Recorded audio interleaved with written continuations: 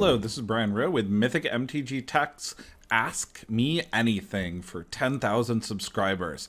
I've been working on this for a while. I've got a lot of questions out there. I'm going to cruise through these pretty quickly. If you want to guarantee that your question makes it into the next Ask Anything, become a patron. I try to answer those really quickly. I randomly chose some people also from the last thread. Thank you guys so much for getting me up to 10,000 subscribers. It was a great year last year, and I look forward to another wonderful year this year. Let's start with the first one here, which is over the impact of reported fake graded cards. And I get this question about every few weeks regarding counterfeit cards and what their impact is going to be on the market. Unfortunately, counterfeit cards right now are a disaster. Counterfeit cards are showing up everywhere, and especially at large events like GPs. There are individuals who come in who do large amounts of trading with fake cards to individuals that don't know how to spot them. I'm looking at doing an entire video on counterfeit cards, how to spot them, but it's a moving target. They get better and better every year. The best thing that I can recommend that people do is find a trusted online retailer that stands behind their cards, order from them, and you'll be in good shape because that retailer's reputation is going to be on the line. Now, this was specifically about fake graded cards. Grading is not a perfect process. It is done by humans. In fact, I don't believe it can be done yet by computers, although someday in the future I wouldn't be surprised to see a lot of grading automated and then have humans check edge cases. When graders make mistakes, it sends ripples through the collecting market where people get really worried. But the long-term impact is very, very minimal. If you've had your cards for several years, if you got them through a trusted retailer, you're probably okay. Getting your cards verified by a second trusted retailer is not a bad idea when we're talking about cards that can be several hundred to several $1,000s a piece. The other major issue here, though, is that the early cards were not made in a way that is very difficult to make copies of. You really have to get down to some of the minutia, even for the more recent cards, to be able to tell the difference between a counterfeit and a real card, which is why trusted retailers matter so much. These are blown up images of some of the better fakes that I found online. I would be not too concerned when it comes to newer cards that you're getting from a reputable retailer. Where I would be really concerned is when you show up to a GP, there's some stranger there, and you don't know where those cards came from. Sticking to your better retailers is a really good idea. Although I have seen a few fakes slip through some of the retailers, the good ones will stand behind their cards and fix it as soon as possible. Next question that I've got here is, do you think there's an Esper Control build that will do well in Modern and win major tournaments? If so, how would you build it? I think there's really two options for Esper Control in Modern right now. Number one is gifts. Number two is some type of hardcore control. The serious control that doesn't have a combo win, unfortunately, I think is slower than the gifts control. Gifts is a very difficult deck to play, but it is a very, very powerful deck. With Kiki as the new combo head in the environment, combo has slowed down, so the gifts players have an opportunity to get something like an Elish into play the turn before a Kiki can ever come out. This is the build that I really like. I'm not super ecstatic with the way this is built, though. I think there are some options to even make this better. Overall, the lands could give you a few more options to win grindy games. I'm a huge fan of man lands in control decks. Stabilizing early, though, is also very important. I like the Dark Slick Shores since they come into play untapped in the 4 Inquisitions here. I think Jace, the new Jace VP, is the best addition that this deck has seen in a long time. Jace really gives this deck a lot more power early on by putting out a 0-2 that other control players must deal with. Aggro players can kind of ignore him, but the control players must deal with him before he flips, or it really gives a massive card advantage engine to the gift player. The other thing that I might consider is taking some of those Geists that are sideboard and putting them main deck and moving some of the gifts package to the sideboard, depending on what the meta is. Geist of St. Traft can blow some decks out of the water entirely. It is a very nice surprise in these control decks and a wonderful win condition. Which of the new commander cards do you think will become staples? The new commander set that came out in 2015, end of the year, I'm actually not that impressed with overall. This is the first one where they really haven't put huge targeted legacy cards in it. Additionally, the price of some of the commander staples has stayed high because a bunch of legacy players didn't open a bunch of it and drive down the price of the commander cards. With that said, though, there are a few cards that I really, really like, and these are them. Blade of Sieves, Karlov, Mystic Confluence, and Miziet's Mastery.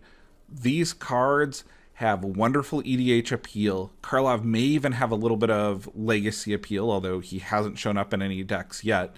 But all of these are the type of card that does really cool things in EDH. I was a little sad on Blade of Sleeves earlier, which I'm sure I'm mispronouncing. Sorry if I am. The more I've seen it played, the more crazy stuff that it does. It's just a fun card in casual. And Mystic Confluence, really, really nice.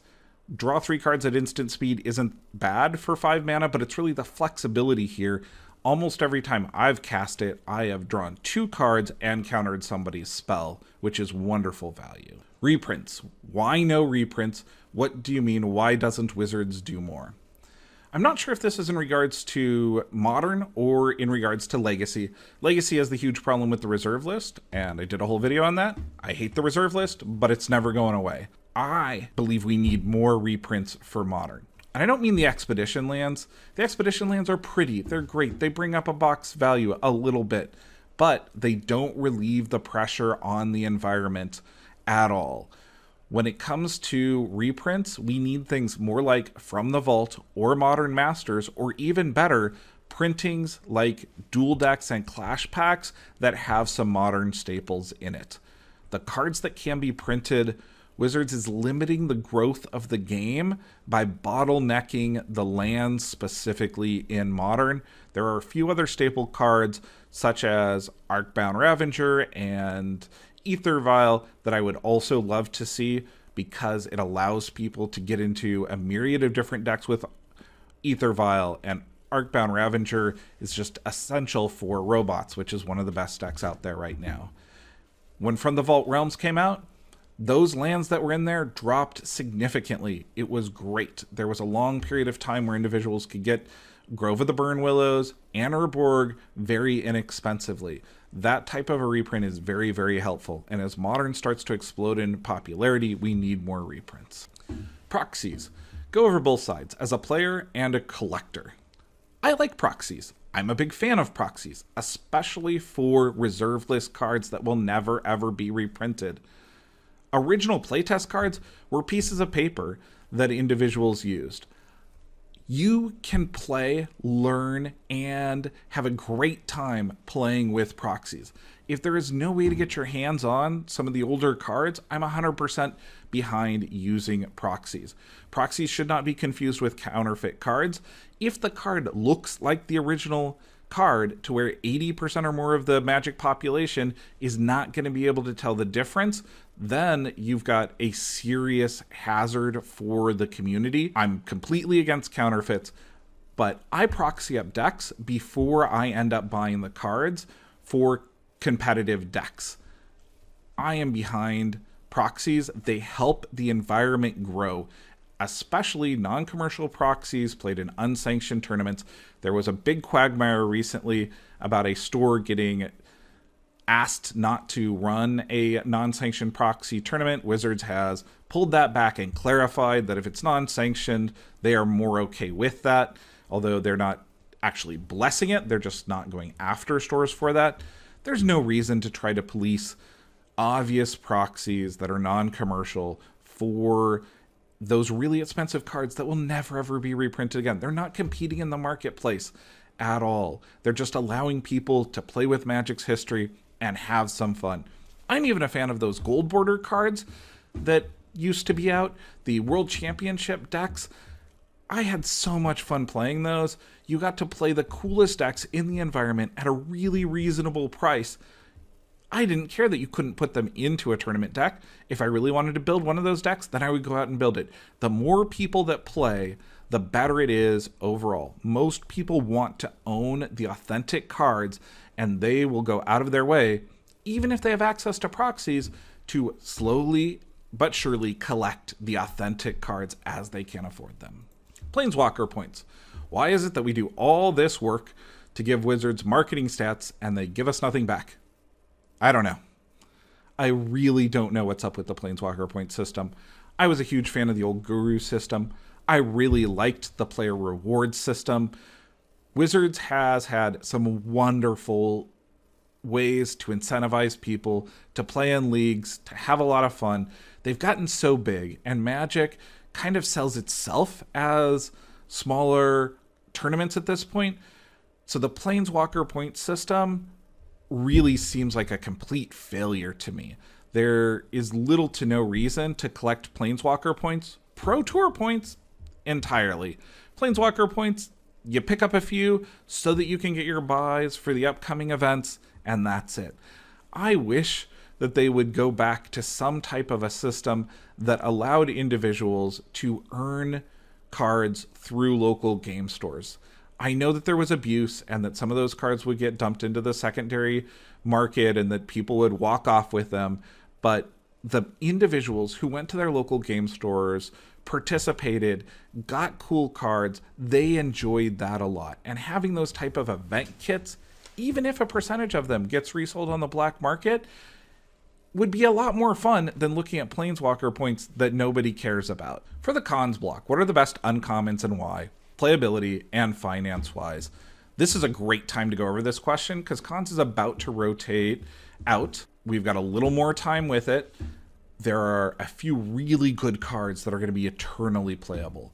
Montessori Swift Sphere is the next Goblin Guide.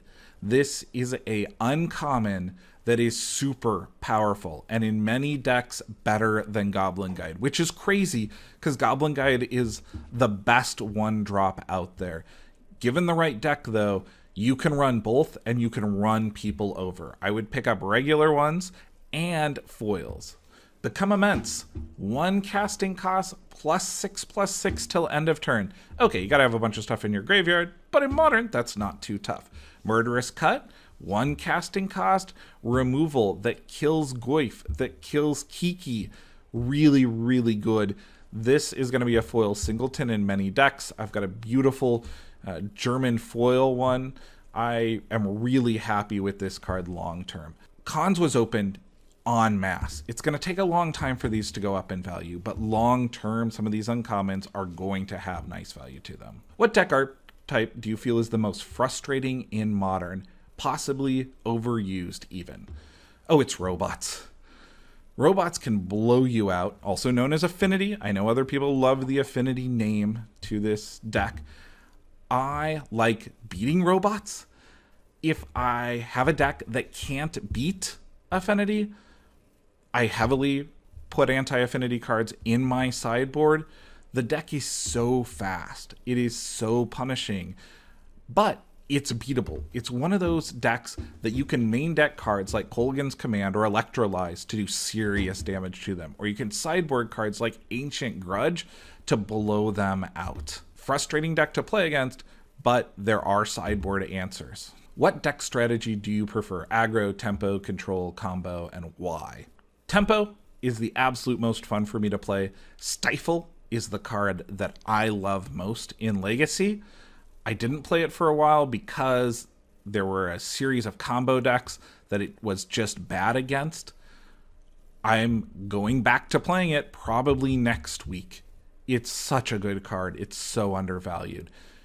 In Vintage, I like Control with Dak Faden and Mana Drains. It reminds me of when I started playing original Stasis decks and hardcore Control decks. Tempo is a better deck, though, overall in Legacy. I like Tempo decks better than Miracles, which is your standard control deck in Legacy. What are the strong and weak decks in Legacy after the Death and Taxes ban? Right now, we've got several different decks. I think the most powerful card that is probably underplayed is Chalice of the Void. Chalice of the Void shuts down the most powerful card in the environment, Brainstorm. I think you've either got to be playing Chalice of the Void or you've got to be playing Brainstorm. With a third option, if you really like white weenie creatures, you can play Death and Taxes. Death and Taxes is good again. Lion's Eye Diamond is broken good. Storm is amazing. The Dark Petition Storm decks and the Burning Wish Storm decks are really good right now and really fast. They can go off on turn 1 and on turn 2. Counterbalance is the best control deck. Shardless Agent is the best kind of mid-range deck. And Kolaghan's Command is probably the most underplayed card in the non-viewed as tier 1 cards out there. I would watch for it in the coming year, especially if Chalice of the Void gets really popular. People are going to need a way to kill Chalices and get back in the game. What's your opinion on the quality of foil cards? Why do you believe that the quality is subpar compared to non-foil cards? Do you believe that WotC will continue with subpar foil cards or not? Well, the question here kind of answers what my thoughts on foils are, but it's not actually accurate. Some foils are great and some foils are terrible. Wizards has went through at least 6 different distinct foiling processes, ranging from what they use on the San Diego Comic-Con to the From the Vault to several different sets over time. Some of them are this kind of lay-on layer that can be removed. Others have different types of ink that will or won't come off with acetone. I mean, they've went through a lot of different processes. Foil cards also don't tend to deal with the elements as well and don't age as well. You've got to be really careful with these cards. That said, some of them are great, and Wizards is seriously trying to improve their foils from set to set. The From the Vaults are getting a little bit better with each set, a little bit less fragile. The San Diego Comic-Con ones, I believe, are getting slightly better. There's still a lot of work on those black edges for them. I was really against the foiling process in From the Vault and did a video pointing out how bad it was. I'm glad that Wizards is starting to address this, but they've still got a ways to go. As a collector, just be really careful with your foils. I'm not against foils in any way. In fact, my Modern deck has a pretty good amount of foils in it. If you could change one thing about Magic, whether it be rules or mechanics, what would you change? I've got 2 things here, because I like answering with extra answers. Number 1, I hate it when I lose on time, especially when I know that I've been going faster. I wish that they would strongly consider chess clocks as an option in competitive play. I know they will never do that. It's somebody on the rules team who must hate them. They're actually really, really, really easy to use. They could be done really easily, but it will never happen. So I'm going to talk about something that I think will actually change, which is mana screw, the lack of mana in a game. I don't mind losing a game, and I don't mind crushing somebody else. But in neither case is it fun if one of us didn't get to play the game at all. The Vancouver Mulligan is a great step in the right direction of fixing mana. We need to guarantee that both players have a clash of ideas and we have a real good game going on. And when one player just cannot draw mana and mulligans reasonably, it's just no fun to watch, and it's a disaster for professional coverage, and it's a horrible feel bad for the player involved. I like losing because I learn from that experience. How would I fix mana screw, though? I don't know. I wish I had a great answer here. I've toyed a lot with allowing individuals to choose 1 or 2 basic lands and start with those basic lands in their opening hand as part of their 7. I know that it would change the environment significantly, but it would mean that both sides at least get some mana out. I like the mechanics that are in other games where you can take any card to play it as a mana, or maybe even as a worse version of mana. Any card in your hand is a pain land or something. I would be open to those. I just want games to be won or lost on the abilities of the players, not based on their inability to play the game at all. I like having some randomness in this game. This game does not need to be chess. It shouldn't be a hardcore abstract strategy game. We can have variance, we can have a random element that we try to tame, but it should be within the barriers of both players getting. Next question here. Where are Shocklands going long term? Will WotC engineer something better? ABU land supply should even out in the long run. I remember when Trop Islands were $14, but I did not pick them up. Those are around the price of the Shocklands now. Shocklands long term are going to slowly go up. They're going to shoot up if Wizards has several sets in a row where there's nothing else eternal that people are putting their money into. As long as fetch lands are an option, people need fetch lands more. Money is a zero-sum resource, and as long as there's something better that people need to pick up, Shocklands have found a stable norm. What I do fear is a few bad standard sets that people aren't interested in, which it's been a long time since we've had a terrible standard set, and a giant explosion in modern so that people just continue to buy the modern staples that aren't being printed enough. That's when we could see Shocklands jump up. But for every increase in shocks, fetches seem to be going up at least twice as much. I would make sure you have your fetches well before your shocks. What is the best way to buy into Vintage? I played the format for a while. I really enjoy it, but I'm 16 and don't have a job. Fortunately, you are old enough to trade cards. Trading is the absolute best way to get into Vintage. I recommend trading cross different types of Magic. Standard, Legacy, EDH, Modern, Cube. Figure out what people value in those communities and then trade for them from other communities. Jump between communities. You're able to make these trades where both sides are very happy because they're getting cards that they really, really want for cards that they will never use. But you're gaining some value by being that middleman, by being the enabler of getting cards where they need to be. I think that anybody can trade into a Black Lotus over a period of time.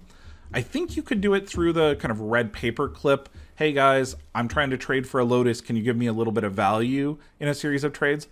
But even just doing perceived equal trades where you are helping people get cards that they need from one community to another, I know you can get there.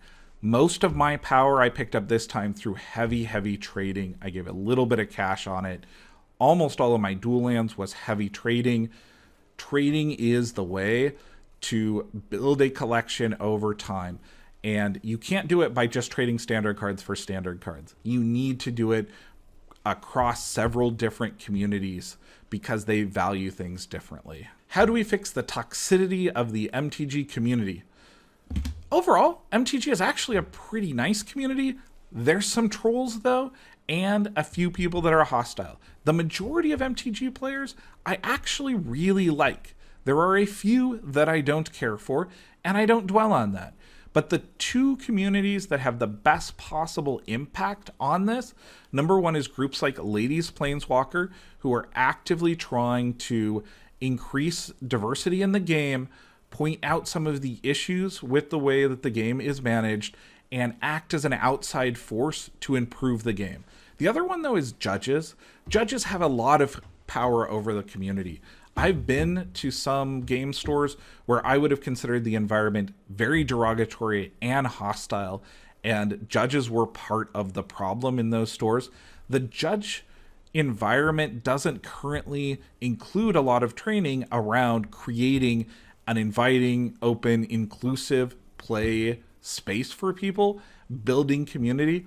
Judges are, for the most part, wonderful. I like them a lot. Their heart's in the right place and they give a lot of time, but they need the support from Wizards of the Coast to be the community builders and the harbingers for positive change in the community. What is the best way for an old Magic player returning to get back into the game?